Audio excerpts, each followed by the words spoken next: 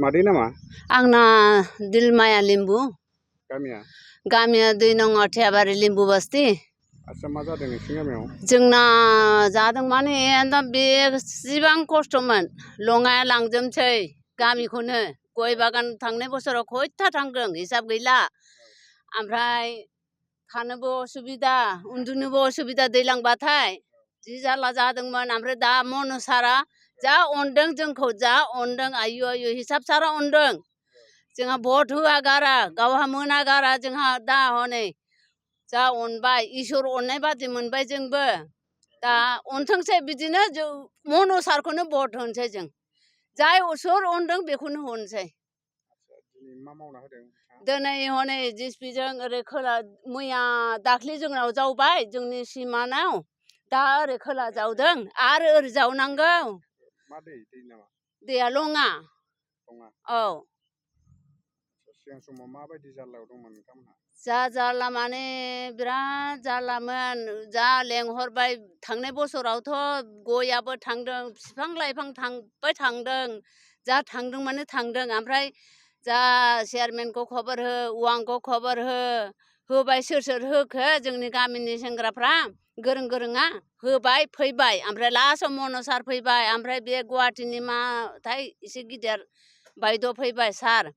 ओमफ्राय बिसोर फैनानै बे खुन्थिया गारनानै एसे सबदान जादों। औ बारग'बाय जों। दा मा खालामखो? दा मा खालामखो माने लङाखौ सिदा खालामनानै होबाय। ओमफ्राय मनसारा औ सोर नायनांगौ जोंखौलाय भट होआ गारा दा भट मोनाखै जेबो मोनाखै हनै जोंखौ जि अनबाय मनसारा। औ जावनानै होबाय। ओमफ्राय आं मैया थांनानै आरो साननैसो बिनानै फैबाय आं सार एरखोम साननै सानथामसो हरदो दे जों होननानै होनदों सारा। माखौ बिदों? ट्रेक्टरबो बिदोंमोन आं ओमफ्राय जिसपिबो बिबाय आं साननैसो। दा मोनबाय? औ हर दे होननानै होनबाय गाबोन बैयाव ट्रेक्टर जानो नांगोन ना नाङाथाय थावबो आं बिबाय सारनो हरनो होनदों।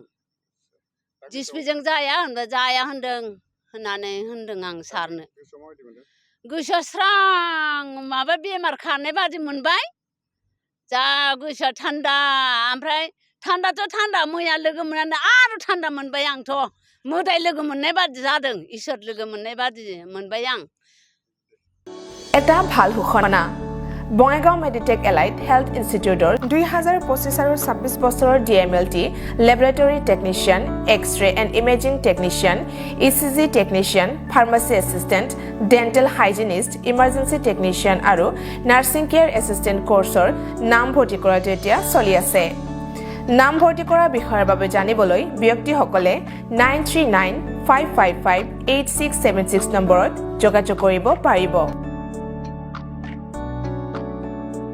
मोनसे गोजोनथाव फोसावथाय बङाइगाव मेडिटेक एलाइट हेल्थ इन्स्टिट्यूटआव इंराजि बोसोर 2025-26 मायथाइनि थाखाय DMLT laboratory technician X-ray and imaging technician ECG technician pharmacy assistant dental hygienist emergency technician आरो नार्सिं केयार एसिस्टेंट कोर्सनि मुं थिसननाया सोलिगासिनो दङ।